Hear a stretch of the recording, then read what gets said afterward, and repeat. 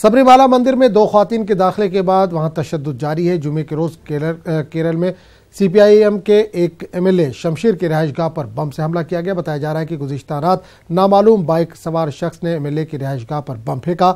हमला उस वक्त किया गया जब बाएं बाजू के लीडर एक अमन मीटिंग में शरीक थे। ये मीटिंग ख्वातीन के दाखिले के बाद बरपा हुए तशद्दुद और हड़ताल के बाद मुनक्किद की गई थी।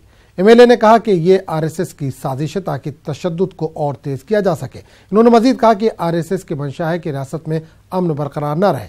खबर यह भी है कि एमएलए के मकान के साथ साथ उनके 2 मकानों पर भी बम से हमले किए गए।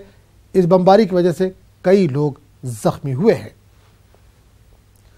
यूपी के बुलंदशहर के सियाना रोड पर दर्दनाक सड़क हादसा पेश आया जिसमें एक मासूम बच्ची समेत 3 अफराद की मौत हो गई जबकि दीगर 5 अफराद जख्मी बताए जा रहे हैं। 4 की हालत इंतहाई नाजुक है।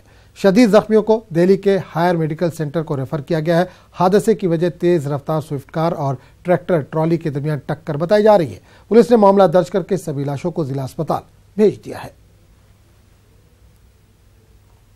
एक बच्ची 6 साल की आरुषि नाम की और एक गज्जू सन ऑफ ओमी और एक करण नाम का आदमी खत्म हो गया। 3 लोग कुल इसमें खत्म हो गए मौके। ये गन्ने का टोला आ रहा था। टोले में पीछे से इन्होंने गाड़ी पीछे से स्विफ्ट डिजायर गाड़ी ये पीछे से घुस गई है उसमें।